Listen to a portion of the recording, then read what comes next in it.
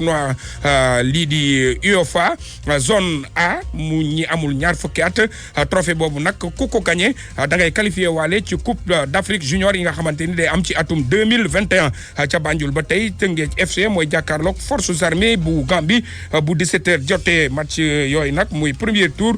préliminaire Ligue africaine des champions Abdoulaye Diop moo nekk ci xarala gi.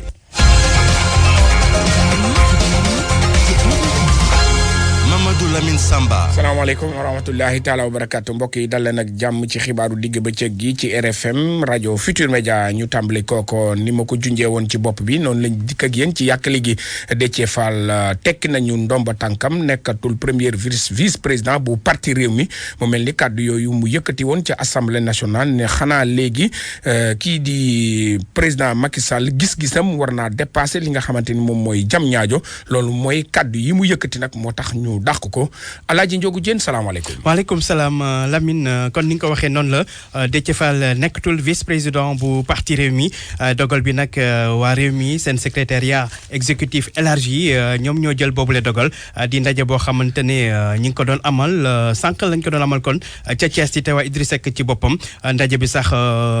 bi ñu fekk minute la daal di jeex kon ndaje bi jeex na fi mu toll nii secrétariat exécutif élargi boobu nga xamante ne Idriss Seck moo ko jiite li mu jël dogal moo ne Déthié Fall tekki ne ndombal tànkam nekkatul vice président bu parti Rewmi loolu nag li ko waral mooy kàddu yi nga xamante ne Déthié Fall yëkkati na ko bërki démb àjjuma ci assemblée nationale ndaxte bi ñuy càmbar projet de budget bu ministère agriculture bi ñu dénk wàllu mbay mi moom Déthié Fall bi mu jëlee kàddu dafa naqarlu bu baax a baax mbayum Sénégal ni muy sooxee ak jafe-jafe yi ci am mu wax ne nag Macky Sall fi mu toll nii kon jot na gis-gisam daal di weesu jam ñaajo daal di wër Sénégal su ko defee jafe-jafe daal di saafarawu te kàddu yooyu nag Déthié Fall bu ko waxee faru ko ndax Idriss Seck ci boppam moo yëkkati woon yooyu la kàddu jamono ji nga xamante ne moom Macky Sall ne xawuñu woon moo waxoon ne Macky Sall vision jam ñaajo la yam Déthié Fall kon daal di topp kàddu yooyu moom député bi di Déthié Fall tax ñu daal di tekki ndombal tànkam xibaar boobu nag ñu jege lool ki nga xamante ne mooy Déthié Fall daal nañ koy dëggal ne sax mbetteel lañ ci am te Déthié Fall moom teewul woon ci ndaje bi ni amal ca Thiès Idriss Seck moom mu ngi fa woon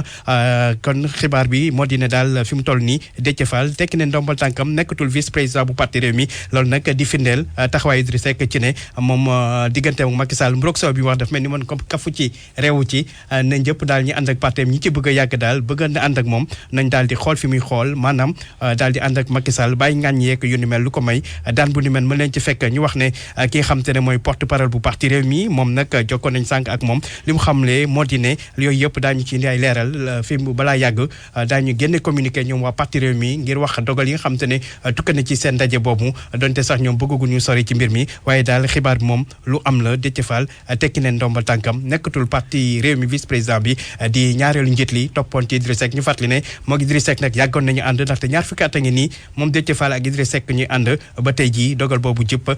moom Déthié Fall ñu tekki ndombal tànkam gannaaw kàddu yi mu wax moom député bi ci assemblée nationale ñu daal di tekki ndombal tànkam ci ñaareelu njiitu parti Rewmi loolu am ci ndaje bu ñuy amal secrétaire exécutif élargi ñu doon ko amal sànq ci suba ca Thiès ñu fàttali ne ndaje boobu à huis clos la woon sax presse bi may ñu la ñu dugg kenn teewu ko lu may ñoom ndaje boo xam ne Idriss Seck moo ko jiite woon kon la muy xibaar baa ngoog beneen xibaar boo xamante ni Alaaji Njogu Jéen bu ñu moytuwul dina indi coow lu rëy ci Sénégal muy coowul ñetteelu mandat bu président Macky Sall jëwriñ ji nga xamante ni moom la ñu dénk wàllu njàng mu kawe mi di Cheikh Oumar Anne nee na bu neexee Macky Sall mu laajaat réew mi ci atum 2024 ndax premier mandat mi ngi ko tàmbalee woon ci atum 2012 loolu nag ba ko ki nga xamante ne nii mooy jëwriñ ji di Cheikh Oumar Anne di wax mi ngi ko wax ci grand jury bu Babacar Fall ñu déglu ko ci. Le jour où je serai su sukkandikoo ci constitution bi ñaareelu mandat la du troisième mandat Macky su fekkee ne 2024 candidat la constitution bi li mu wax leer na deuxième mandat lay doon histoire bi dafa leer kon duñ ko fàtte ndax Abdoulaye Wade nekkoon na ci même situation bi te gaañu nee nañu mënoon a nekk candidat ci atum 2012 te nekkoon candidat 2007 ak 2000 ak kon 2012 mu ñëwaat parce que dañ ko faloon ci constitution bu doon wax ni amul limitation mandat kon suñu sukkandikoo ci constitution bi nga xamante ne moo fi nekk mandat bi Macky Sall am ci atum 2012 lim bi bokkul ci ñuy wàññi li am ci atum 2012 ak Abdoulaye Wade yàggul dara 2012 Wade nekkoon na candidat te Wade 2000 la ñëw ci pouvoir bi ak constitution bu doon wax ni ak waa PS ñoo waxoon ni amul limitation mandat interprétation constitution bi ci atum 2001 wax na ni kon mandat bi mu amoon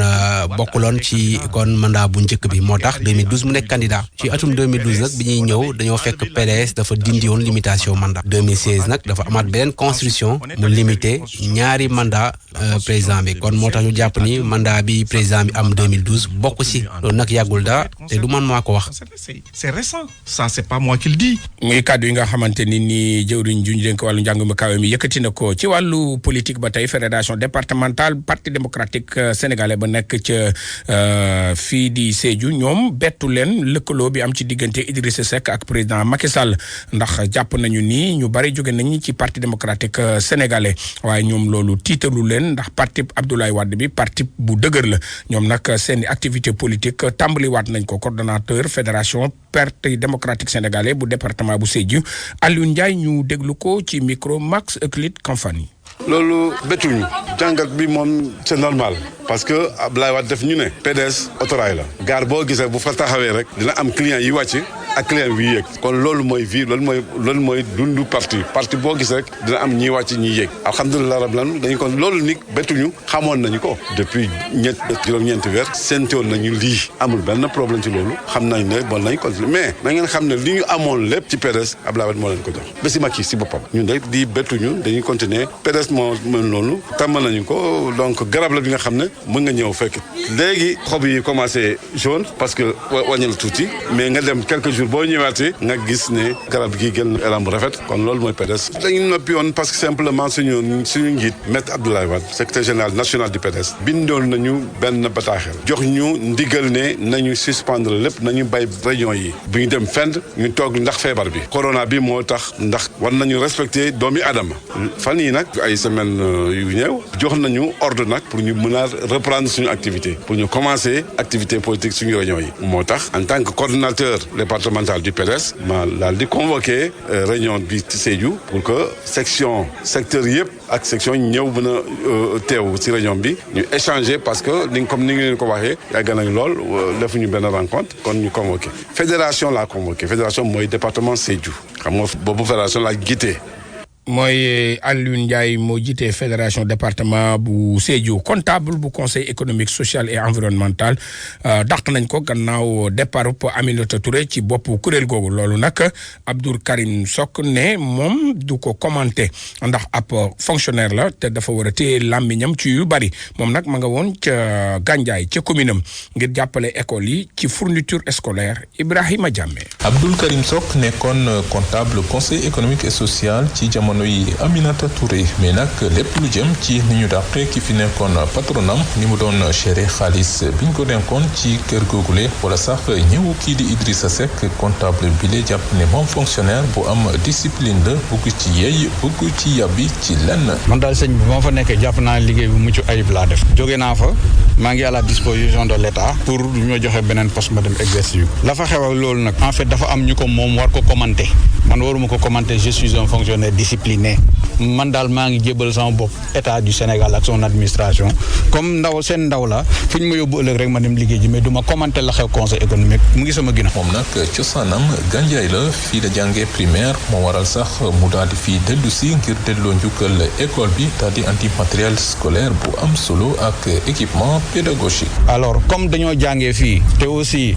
ñu jaar par éducation moom moo tax ñun tamit ñu ñëw bëgg a fay éducation li nga xamante ne moom la ñu permettre moom moo waral lii ñu organiser en rapport avec le collectif des directeurs d'école qui a été un peu maître d'œuvre de l'événement et comme vous l'avez vu je pense que les populations sont ñëw nañ massivement ñu répondre à l'appel et loolu kontaan naa ci trop. muy jàngalekat yi muy parents d'élèves yi ñëpp ànd rafetlu kon geste bi nga xamante ni doomu Gandiaye bi la def na ko waaye ñu ñaaw nag ni nga xamante ni école yi dañ leen sàggane ndax ñenn yi amuñu courant yeneen yi seen mur yi dañoo màgget ba jéggi dayoo. Ibrahima Diame Gandiaye rajo Futurs Médias. Ibrahima Diame jërëjëf ci wàllu politique ba tey ñu yeggali tali bi nga xamante ni moom la ñuy tuddee ci nasaraan Bokul di Buluf ak barrage bu Afiñam loolu mooy kàddu yi nga xamante ni nii di parti Pastef yëkkati nañu ko ñoom nag amal nañu ndaje bu rëy foofu ca Bignona ndaje boobu nag li ko sababam mooy seen wàllu politique ñu yeesalaat ko gannaaw Covid-19 bi nga xamante ni nii moo leen tere woon def ab activité Lamine Ba. militants yi jóge nañ fu ne ngir teewee ndaje bu yaa bi nga xam ne waa Pastef Bignona wooteen nañ ko démb fa nga xam ne nag moo di Boutengool nekk ci département bu Bignona foofa nag nee nañu boo gisee ñu amal ndaje bi ni mel dañoo fas yéene dooraat liggéey bi nga xam ne ñoo ngi ko tàmbali woon mu jëm ci dooleel li nga xam ne nag moo di Pastef ci département bu Bignona ñu jot faa yëkkati ay kaddu nag sàkku ci nguur gi mu fexe ba li nga xam ne nag moo di barrage bu Afiñam mu dooraat liggéey bi ginnaaw bu ñu ko defaraatee ba pare Sekouna Diatta responsable Pastef la ci département bu Bignona moom moo taxaloon meeting boobalee. investissement bi am na mais li des bëri na te yaakaar nañ ne nguur gi war na góorgóorlu pour mu continuer ci jàppale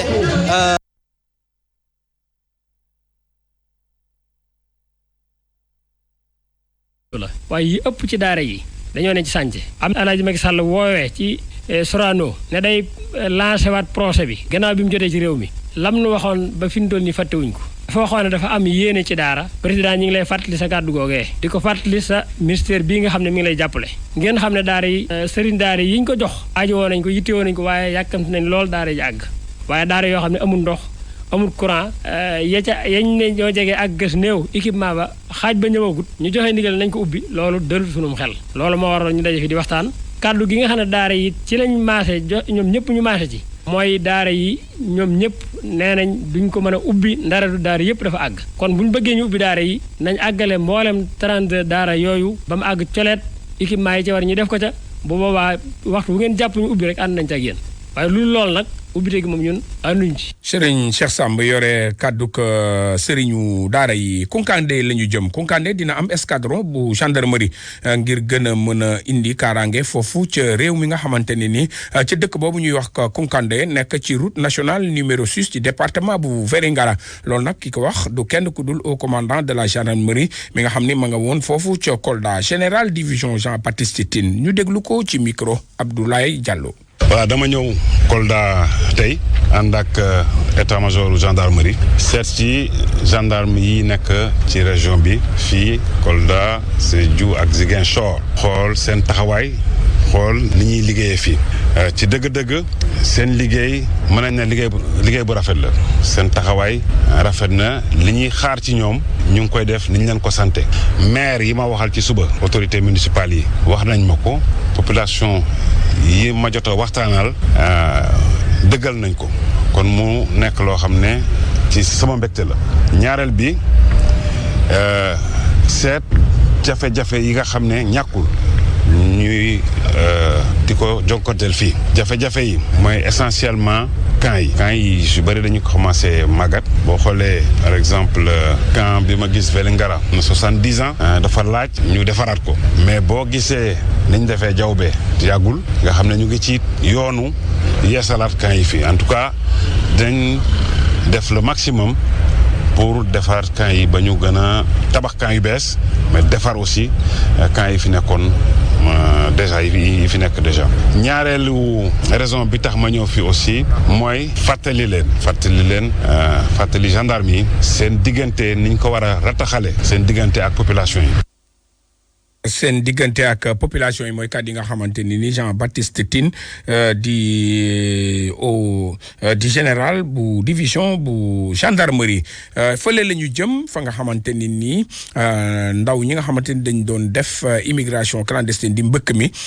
te mujj ñoo dem jox nañ leen nag juróomi gaal yoo xamante ni en fibre de verre la loolu nag délégation générale bu entrepreneuriat rapide moom moo leen ko jox DER nag nee nañu ñoom financé nañu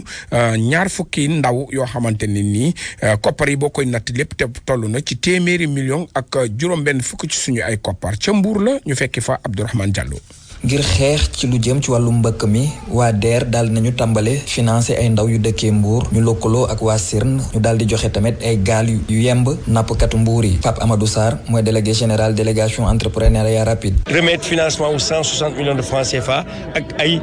pirogue en fibre de verre ak ay gilet ak ay GPS yi nga xamante ne ñun ak CIRN ñoo lëkkaloo pour jox ko pêcheurs yi.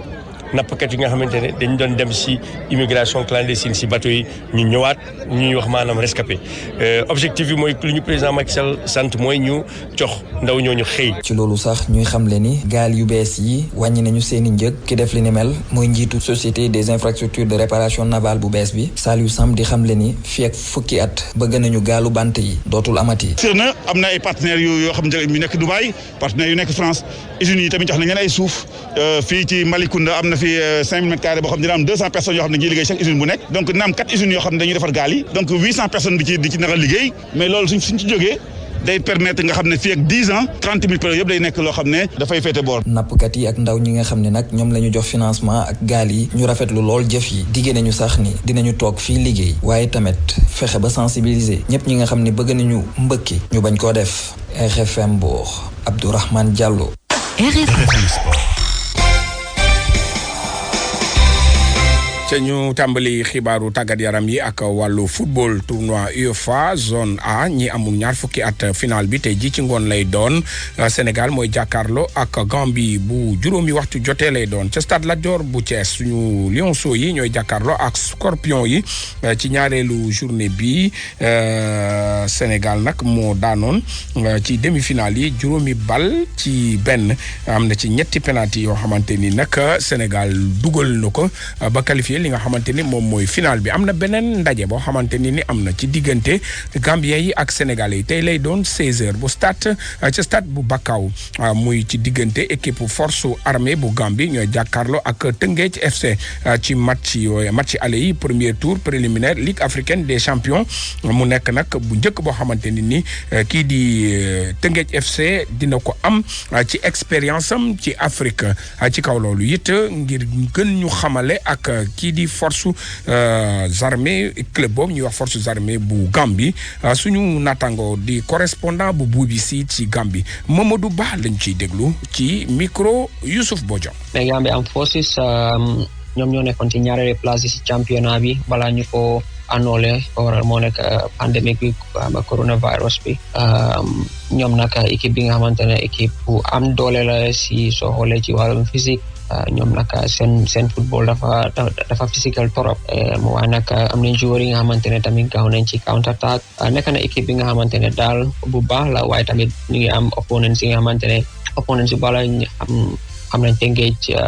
am nañ season bu baax xanaa bi nga xamante ne Youssouf Dabo ñëw na foofu noonu gisoon nañ ñi nga xamante ne noonu la gay rawee woon ñaareelu place ci Sénégalais sama Premier League bi te am nañ joueur yi nga xamante ne kenn ki Gambien la Gambien xam nañ ko Jibril Sila soo foog naa daal dina doon match bu am solo pour wax kan moo nekk faveur dina teel trop ndig na Armed Forces ñooy play seen biir kër waaye xam naa ne Teungueth ñoo njëkk a door préparation so Armed Forces seen préparation bi melut comme bu Teungueth so foog naa ne loolu mun naa doon différence tey wala ci diggante ñaari match si nii fii ci Banjul ak tamit suñ jëlee pour retour bi foofu ca Dakar. ba tey ci préliminaire coupe confédération africaine Jaraaf nag moom daan na vert blanc yu Médina ñoom ñoo daan nigérien yu Kano bu Piyar ñetti bal ci benn Assane Mbodj Bouli Junior Sambou ak Makhtar Ndiaye ñoo dugal bitu Jaraaf yi match retour bi nag jàpp nañ ni week-end prochain lay am fële ci Nigéria bu fekkee ni nag Jaraaf qualifié na ci ñaareelu tour bi moom Jaraaf dina daje ak San Pedro bu Côte d'Ivoire ngir xaalaat qualifié ci coupe confédération boobu ci wàllu infrastructure muy terrain de football yi yeeg ak ñoom seen yi nga xamante ni moom la ñu war a defar ci Sénégal budget pour atum 2021 ministre bi ñu dénk wàllu tàggat yaram arrêté nañ ko ci juróom-benn fukki milliards loolu nag mooy defaraat stade Léopold Sédar Senghor ak yeneen stade ci région bi ci kaw loolu it dañ ciy déglu Matar Ba di ministre des sports ci micro Omar Mbow. kon tàggat yaram mënatu la nekk po kese po boo xamante ne ay milliards ngay gañe kay mënatu la nekk po kese li ma bëgg daal ñu xam mooy xeex bi ñu président Macky Sall sumbuloo ci wàllu régler problème mu infrastructure sportive yi dinañu ko wéyal ba nga xamante ne bu ñu doxee diir dinañ war a mën a tàllal suñu loxo organiser li ñuy waxe mooy compétition internationale comme ni ñu ko bëggee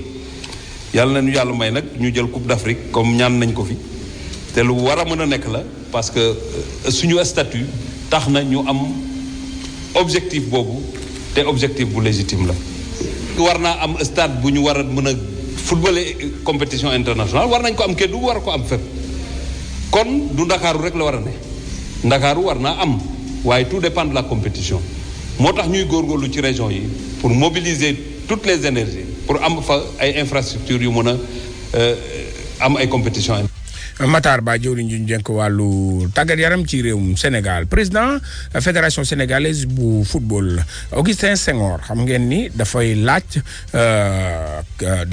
fa CAF muy kuréel gi nga xam ne moom lañ dénk wàllu football ci Afrique loolu nag moom am na ci njàppandalu assemblée nationale député yi di sàkku ci nguur gi tamit ñu jàppale Augustin Senghor ba mu laaj li nga xam ba mu yor li nga xamante ni moom mooy CAF Oumar Mbow. dégg nañu turam ay yoon ci biiru pencum ndawi réew mi. député yépp daanaka candidature Augustin Senghor ca bopp confédération africaine de football soxal na leen. guléet doomu Sénégal di def lu nu mel bi ñu sukkandikoo ci Aïda Mbodj ak Seydou Diouf ñaar ñëpp di ay député war nañ ko jàppale bu baax a baax. Le président de la fédération sénégalaise de football est candidat à la présidence. L'État, en particulier le président de la République, en saisissant les pays amis pour le triomphe de cette candidature qui est très importante pour notre pays. Il faut lui rendre hommage. Il a géré le football avec apaisement. Il a géré le football avec concertation. Et c'est justement ces qualités de vision, de concertation et d'apaisement dont la Confédération africaine a besoin. Et après Fatma Samoura, secrétaire général de la FIFA, avoir un fils du Sénégal qui candidate à la CAF devrait faire objet d'une union nationale autour de cette candidat. jàppale njiitu fédération sénégalaise bu football naam Matar Ba di xamle ne bu Augustin Senghor tollee fii liggéey moo ko waral mu dellu di woo mbooleem doomu Sénégal ngir nga dooleel ko. Vous avez raison, honorable député, de dire que tout le monde doit être ensemble avec Augustin Senghor pour relever le défi qui interpelle même le football africain. Nous allons investir le continent africain, chacun avec ses connexions, pour aider effectivement le président Augustin Senghor. Je voudrais vous dire que la candidature d'Augustin Senghor, le Sénégal n'a rien à perdre. On a tout à gagner. Et ça coïncide avec le rang du Sénégal. On est première équipe africaine, on est 20e.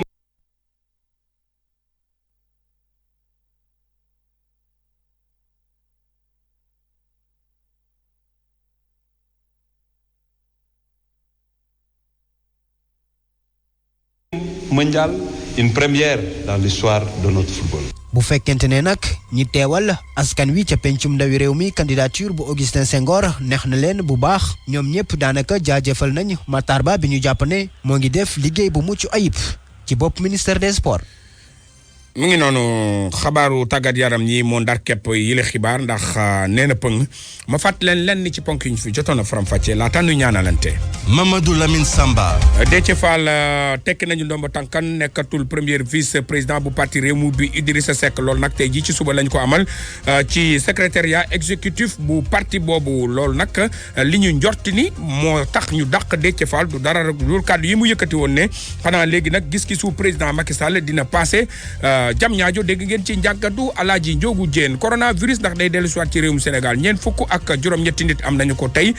kenn ñàkk ci ay bakkanam loolu di gën a yokk mu mel ni sax jëwriñ ci nga xam ne moom lañu dénk wàllu wér-gu-yaram ak action sociale di Abdoulaye Diouf Sarr moom la député yi di nattal koppar yi nga xamante ne ni moom la war a liggéey ci at mii ñu dëgmal bu fekkee ne coronavirus moo jaaxal réewum Sénégal ca Ziguinchor moom lii di VIH sida moo fa commencé nag di law bu baax a baax ñi nga xamante ne ñooy yëngu ci wàllu wér-gu-yaram ne dañ ko war a dépister ci nu mu gën a gaawee ci wàllu politique kaddu yi Cheikh Omar Anne yëkkati ndax du yëngalati réew mi ndax nee na président Macky Sall bu ko neexee mu laajaat mandat ci atum 2024 ndax premier mandat mi ngi ko tàmbale woon ci atum 2012 mi ngi ko wax ci grand jury bu Babacar Fall bachelier yi mu ne ñëpp orienté nañ leen bachelier yi nee na jëruñ ji lu mu wax du dëgg ndax junni ak ñetti téeméer ak ñeent fukk ak juróom-ñetti bachelier ñi ngi xaar pour ñu orienté leen dégg ngeen leen ci biir xibaar yi ci wàllu tàggat yaram Sénégal Gambie mooy affiche tournoi final coupe UEFA zone A ñi amul ñaar fukki at Sénégal bu gagné mbaa Gambie bu gagné naam dinañ am coupe bi waaye dinañ qualifié ci coupe d'Afrique junior yu am ci atum 2021 ca Banjul Tëmbéej FC mooy jàkkaarloo ak forces armées bu Gambie bu 17h jotee match yooyu nag premier tour préliminaire Ligue africaine des champions mbokk yi jërë ngeen jëf ñu ngi leen sant di leen gërëm Abdoulaye Diop moo nekkoon ci xarala gi ci micro bi Lamine Samba ki jàpp ci xabaar yi ba mu yemb Alaaji Njogu Jéen lay wuyoo sant ak ngërëm ñeel na ko jërë ngeen jëf léegi nag perdu de vue ay setu mbeen cubbu dem nañu seetil gis-gis ñu bari xam nañ ko ci ni nga xamante ni dañ doon jouer PMI ñu déglu waxtaan wi bu baax a baax am na solo mbokk yi jàngeen jëf.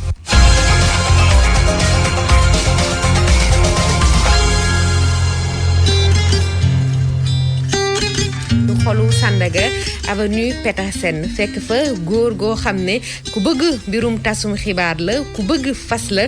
naka noonu ràññee nañu ko lool ci RTS rawatina ci ndoxteelu atum 2000 daanaka ñaar fukki at mu def ko ci média yi jaar Info 7 jaar Sud FM jaar Dunia FM mu dem sax bu ñu wutal ko dàkkantal tuddee ko monsieur Gis-Gis mu nekk Mamadou Chérif Faye Ndiaye ñu ngi lay nuyu di rafetlu dalal bi ñu dalal fii nii ci sa biir kër ci biir avenue Petersen. maa ngi lay fay bu baax a baax te di la remercier yow mi nga xamante ne yaa ma may occasion pour mu mën a wax ak askan wi te di leen di ñaanal yal na yàlla def barke seen liggéey yokk leen te làq leen fu yàq yeggul. allahumma amiin ñu bokk lépp bi ñuy ñëw jaar nañ ci biir marché bi mu xumb lool bërëb bi daal man neex na ma parce que am na ambiance nit ñi ubbeeku nañu macha allah. xam nga marché Sandaga moom marché Sandaga ko dafa mos a xumb. léegi sax wàññeeku na ndaxte marché bi ñu ngi koy toxal toj nañu fu yëpp waaye boutique yi ñu ngi prolongé ba ñëw sës suñu fi ñu dëkk ba tax na nit ñaa ngi continuer ñëw di échanger di dugg ak génn bruit bi moom bëri na fii ambiance bi bëri na fii boo fi ñëwoon tabaski wala korité veillu 31 soo fi ñëwoon du ñu mën a def kii bi interview ooy day xumb lool. waaye xumbaay bi tamit neex na ci àdduna la bokk. neex na ñun dañuy toog man damay toog rek ci palanteer bi di xool dégg nga lu ne ngay gis. des scènes de vie dafa neex. mu ngi noonu kàddu yi ngeen dégg Mamadou Chérif Faye Ndiaye moom moo ko yëkkati ñu gën ko xam ci turu gis-gis bi fu mu jógee balaa ñuy sori. gis-gis bi mu ngi jógee ci sama benn liggéey bi ma daan def ci fas yi mooy études yooyu ñuy wax bala ngay jouer fas jouer combinaison et il faut que nga gëstu ko soo ko gëstoo ba gis fas yi la doy yow yaakaar ne ñii mën nañoo gagner nga génnee ko da nga proposer ko nit wala nga jouer ko sa bopp loolu liggéey boobu ma doon def dama cee ut ay cahier yu mag boo xamante ne bii su bii feesee ma jël beneen dama ciy def liggéey bi di ko tëral ci yoon mel ni d'ailleurs sax ñu bëri dañ ma doon wax ne xanaa yow da ngay jàngale ndaxte yow sa ordre bi ni nga koy liggéeyee sa kay ni mu baaxee nu mu rafetee ak couleur yi couleur rouge couleur bleue couleur verte mais vraiment xanaa enseignant nga j'ai dit non mais c'est presque parce que assistant social la mu mel ne assistant social ak loolu nga doon def ñaari monde yu bokkul la assistant social nga dooree woon moom ci loolu lañ la tàggat. voilà ci lañ ma tàggat parce que ba ma def sama formation bi am sama diplôme d'état d'assistant social waaye mënuma am place nguur gi mënul jël ñëpp ñu am. lan moo nekk yéen seen liggéey. waaw assistant social mooy nit koo xamante ne kii dañu ko former ci benn xam-xam boo xamante ne ci psychologie nit bi lay dugg c'est-à-dire ci xelu nit ki su fekkente ne am nga problème nga ñëw jàkkaarloog assistant social bi soo ko waxee ne ko lii ak lii ak lii mooy sama problème moom mun na ci xam-xam bi mu jàng à l'école dugg ak yow ci sa biir problème boobule param fanci ko woon la ne lii moo ko waral lu koy dindi mooy lii. maanaam daal da ngeen di taxaw nit ki ci xel ak ci doxalin. ci xel ak ci doxalin bu ko defee rek yàlla mun na effacer problème am. liggéey boobu war na nekk loo xamante ni si société dañ ko yittewoo. si lu am solo la ci société. waaye gis nga chef d'entreprise yi. xam naa ne dañu xeeb résultat bi travail social di jox travailleur social bi di joxe. waaw dañ koy xeeb parce que dañu naan du liggéey boo xamante ne bii dafay dugal xaalis day yokk xaalisu société bi te pourtant oui soo ko xoolee bi ci biir da ngay daf lay leer na la liggéeyu assistance sociale bii muy def ci personnel bi dafay yokk xaalisu personnel bi. ci naka expliquer. c'est ça su fekkente ne liggéeykat bi am na problème ak jabaram ci kër ga wala papam wala magam wala tantam ak yooyu mu am problème boobule bu ko téyee su demee liggéeyi du mën a liggéeyi nu mu waree déedéet mënul joxe le maximum de son rendement parce que problème boobu day nekk ci boppam mu di ko xalaat loolu wàññi rendement su assistance sociale bi ñëwee remarqué loolu ci moom waxtaan ak moom dindi ko rendement day yokk kon day yokk xaalisu société bi kooku ci personnel bi la wala ce même personnel mun nañu am problème ak chef d'entreprise bi directeur de société bi wala chef de personnel bi wala directeur du personnel ak yu demee noonu le bu amee ak ñoom problème ñu menacé ko de licenciement ne dañ koy dàq wala ñu sanctionné ko jox ko benn sanction boo xamante ne ay xalaat rek lay dugal ci xelam agent boobu la dootul mën a liggéey nu mu waree problème yi mu am ak patron am moo koy bloqué assistance sociale bi ñëw waxtaan ak moom dox digganteem ak patron bi ba débloqué situation bi agent bi dellu ci rendement normal am. kon daal moom mooy yombal diggante liggéeykat beeg njabootam. ak njabootam liggéeykat beeg ki nga xam ne moom moo ko bind. c'est ça moo koy def mais patron yi ñoom duñ ko gisee noonu dañu ne rek waaye kii dañ koy recruter di ko fay xaalis mais du ñu indil dara. feebar yi aussi ku ci feebar moom moo lay yóbbu toppatoo. maanaam daal moo lay taxawu. moo lay taxawu. mu mel ne liggéey bu am solo la mais yow bi nga paree jàng ko am sa lijaasa dafa mel ne amalu la njëriñ. amaluma njëriñ parce que aw ma bras long bu may jàppale pour ma mën a dugg ci benn poste pour liggéey fa. dégg nga fu nekk fëgg naa ko fukki at ak benn maa ngi koy dox aw ma place. mu jegi. nan nga dundee fukki at yooyu nga xam ne da ngay xëy di wër. métti di wuti du sotti. waaw métti waaye itam di dundee yaakaar. xam ne yàllaa ngi fi te ñëpp la fi nekkal. jamono yooyu gaal amul waaye mosoo xalaat dugg gaal. mosuma xalaat dugg gaal. bu gaal amoon tamit duma ko xalaat mukk ndaxte man dama gëm yàlla. xam ne lu jot rek yàlla def ko. te yàlla lu mu dogal ci jaamam. moo gën ci jaam bi. jaam warul weddi lu ko yàlla teg. jaam warul weddi wala gëmadi yàlla parce que boo weddee rek wala nga bëri jàmbat dafay niroog weddi te jaam jullit. warul weddi yàlla lu mu def ci jaamam rek loolu moo gën ci jaam bi foofu laa ko teg tooguma nag croiser les bras déedéet may wër di wut te xam ne rek bu jotee rek nuñ ko waxee waaw du jot yomb. jamono yi naka nga doon dundee ci lan nga doon sukkandiku fu mën a faj tey soxla. bon dama doon def de petits travaux mais li nga xamante ne lii moom laa gën a def mooy saa yu ñu ma mayee 1000 francs ma jël 200 francs yi dugal ko ci PMI. te dundee yaakaar léeg-léeg ma am as tuut léeg-léeg ma dugal 200 francs am 200 000 am 150 000 dëgg wala 100 000 ma faj soxla yi dëgg waaye mënuma woon a jël risque ne damay takk jabar parce que lii jeu de hasard kay mu baax nga toog ñaari semaine ñetti semaine wala sax 1 mois yoo xamante ne di nga jouer di perdre. mais jeu de hasard tamit est-ce que amul benn poids wu société bi ni leen société bi di xoolee.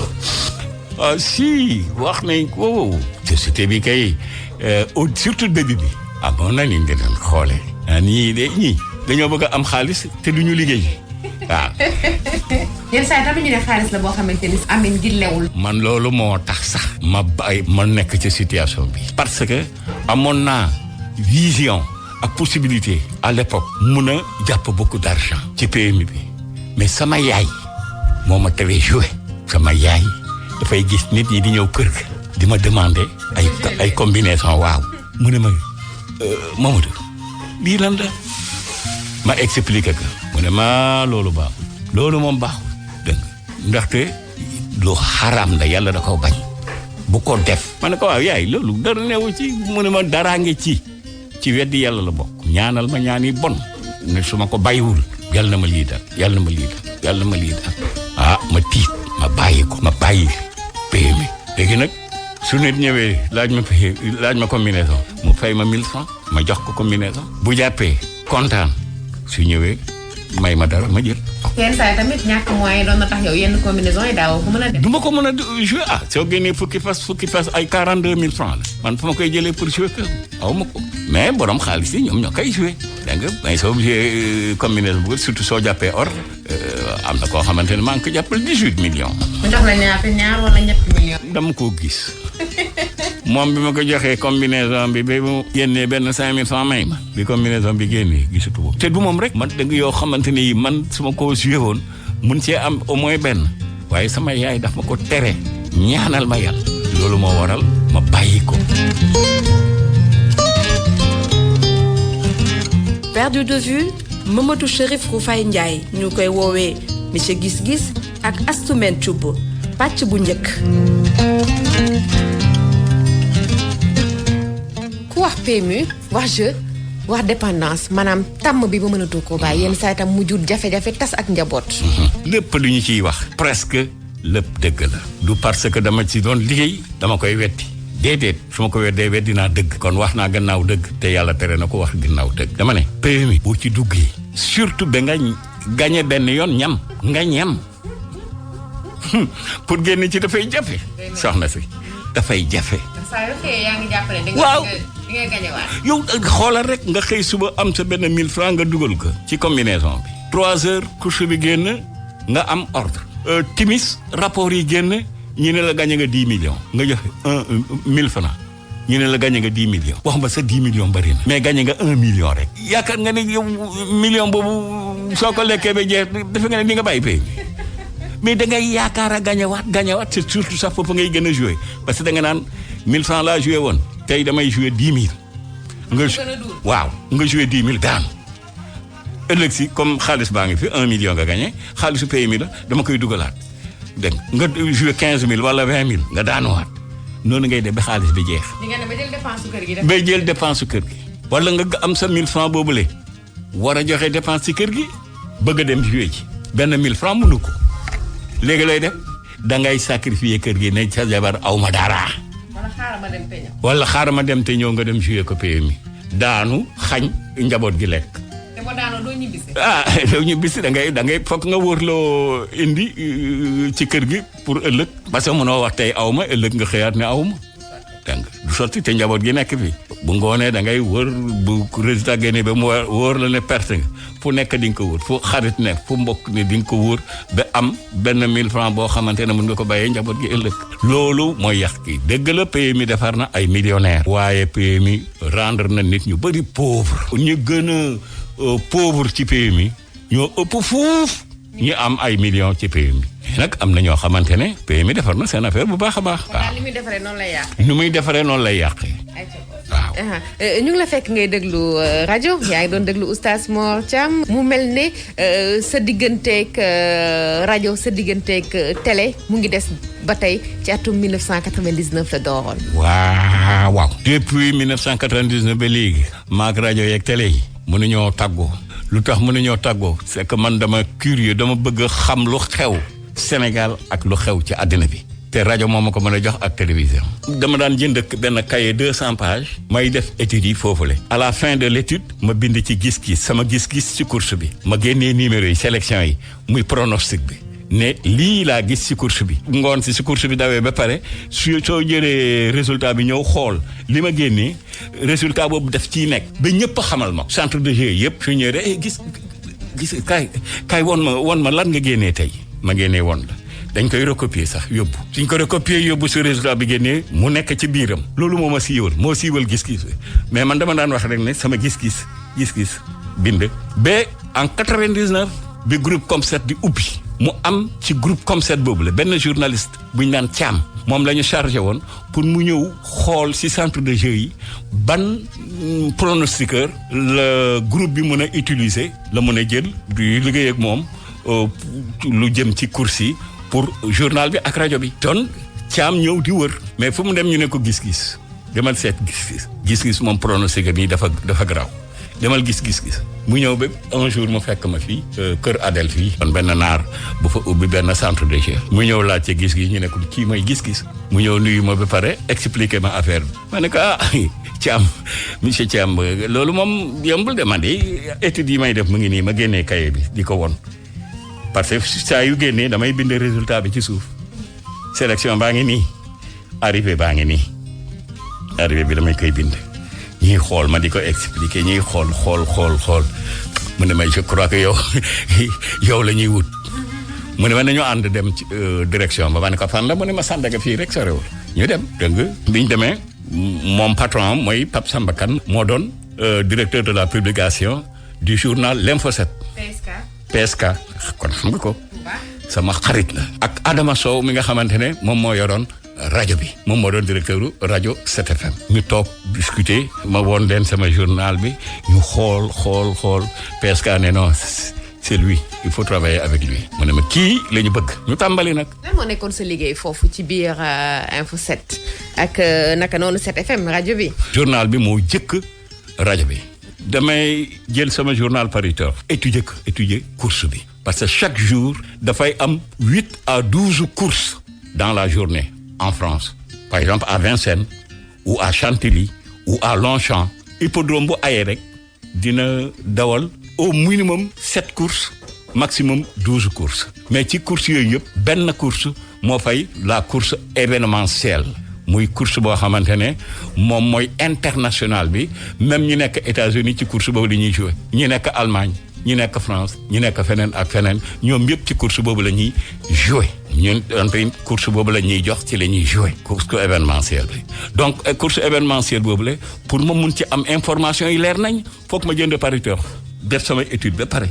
génnee sama gis-gis ba pare nag composer sama commentaire ci fas wu ne bépp fas bu ma tànn ne kii mun na gagner course bi dinaa wax lan moo tax ma wax ne kii mun na gagner course bi dinaa wax ku ko jur ku koy entraîner léeg-léeg sax ma wax la ndeyam ak baayam lu ñu def ci jaloore ci course. maanaam daal da ngaa demoon ba xam leen mel na ku dëkk ak ñoom. mu ngo entraîneur bi lu mu mëne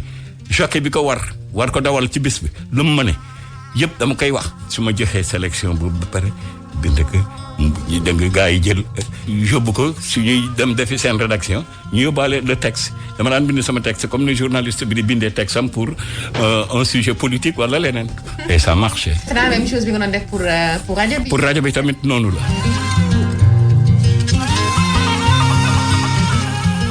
perdu de vue Mamadou Chérif Roufaye Ndiaye ñu koy woowee monsieur Gis-Gis ak Astou Thioub pàcc bu njëkk. xëy na demoon nga ba xam turu fas yi xam fi ñu jógee xam seen état de forme. ban fas moom moo la gën a marqué ci fas yooyu noonu yëpp.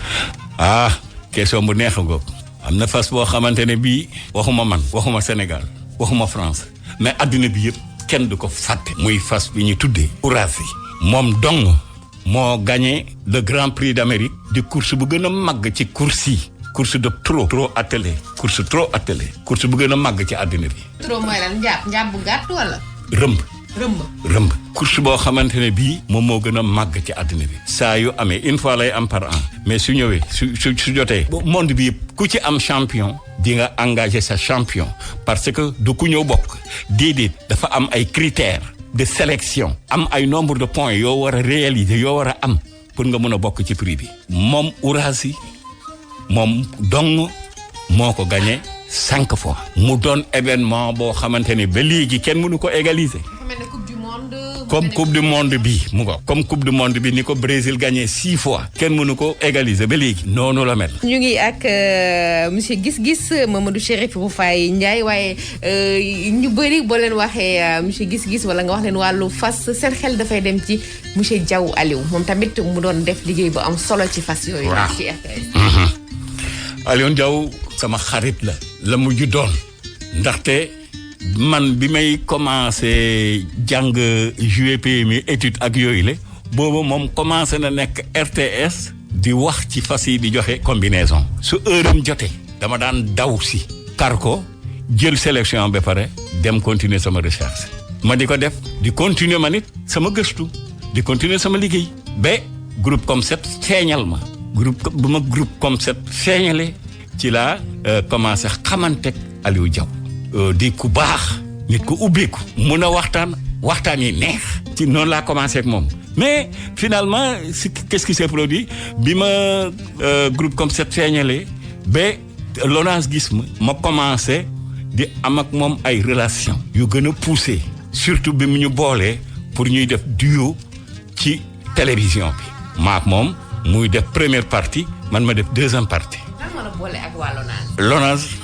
ñu ngi ma gisee ci groupe concept Abdoul Aziz Tall bi nga xamante ne à l'époque moom moo doon directeur général bu LONASE ndeke moom mu ngi jënd journal Info 7 bi di ci gis sama chronique yi lépp li may wax ci fas yi mu ngi koy kii mu jël benn carton dugal ko ci ba mu fees benn bés ma ñëw groupe concept secrétaire Pape Samba Kane ne ma directeur général LONASE woote na fi mu ne ngay ñëw wuy si ko ma jóg dem mu ne ma yow journaliste nga man ko déedéet mu ne ma mais di ngay bind nag xanaa du yow yaay bind ci kii Info 7 bi ma ne ko waaw man la mais du ma journaliste assistant social de formation la waaye du ma journaliste mu ne ma foo jàngee fas ma ne ko ci journaux yi journal yi laay xool di ci jàng li ma ci comprendre moom laay nettali mu ne ma man de dama defoon ne journaliste nga ma ne ko du ma journaliste assistant social la mu ne ma waaw fas yi ngay tudd seen entraîneur seen jockey seen propriétaire ak yooyu le mos nga leen gis ma ne ko déedéet ma leen gis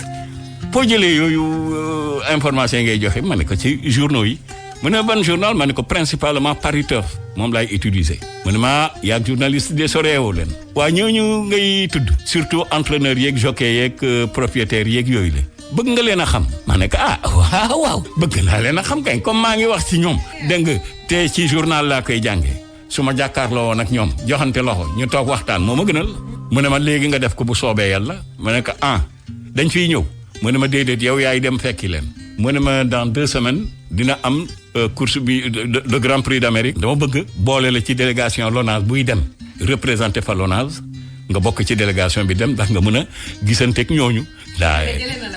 ma ne dafa mel ni da nga ma piqûre fi ma toog mel ni dafa naan ndox mu sedd guy sama sedd guy tukki bi rëy na de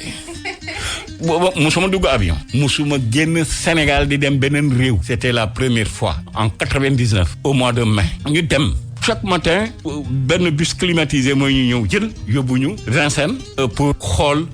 course événementielle bi mais ci journée bi dañuy am 2 ba 3 invitations ay rencontres ma gis ñëpp ci keroog bi ñu demee Gros Bois fa la tous les grands champions nekk fa la ngeen logé ku ci nekk ak sa box wallaahi da ngay ñëw gis Ourazi nga gis fii Rastelbian nga gis fii ma ne fas yi ngay gis yëpp ci biir course bi ci course yi ñu leen di envoyé par an ñëpp da nga leen di gis fekk foofu ñuy dem seetaan entraînement am nañ ñetti fas yoo xamante ne sax dama leen war. mu mel ne ci foofu am nga fa ay rencontre yoo xamante ni si dafa des ci yow am lu bëri lu mu def ci sa àdduna. marqué na ma bu baax a baax te rencontre yooyu la ba léegi kooku duma ko fàtte. Jean-Michel Bazir nga xamante ne ñu ngi koy wooyee le sorcier de Vincennes c'est le plus grand jockey de Vincennes mooy jockey boo xamante ne bi mu amee fukki at ak ñaar fekk muy jàng dawal la def accident ak fasam mu daanu mu perdre un rein ñu opéré ko génnee un rein ci moom xam nga rein moo yor nit bi mu amee 12 ans de fii mu nekk am 50 ans yu tegal benn rein boobu lay dawalee te benn dëng ci la gagné tous les grands prix yu mu gagné dans le monde gagné na fi prix d'Amérique ay yoon ak fas yi wuute. jafe-jafe bi mu amoon ci wàllu wér-gu-yaram nekkul woon gàllankoor. nekkul benn gàllankoor. au contraire dafa mel ni loolu daf ko gën a may sax. courage bu mu gagné les épreuves les plus difficiles. saa yu fas téye gagné moom lañ koy jox. suñ ko joxee fas day gagné. fukki at mu nekkoon ci ay jafe-jafe dund gu yees dooraat mu mel ne kuy gént waaye gént ba du yàgg ndax na mu yeewoo du ko neex dafa xëy bés rek yaakaaram tas mu jóge ci leer dugg ci lëndëm Mamadou Chérif Roufaye Ndiaye wala bokk gis-gis ñàkk liggéeyam ay projet yépp daal di taxaw yaakaar gu tas ci wàllam.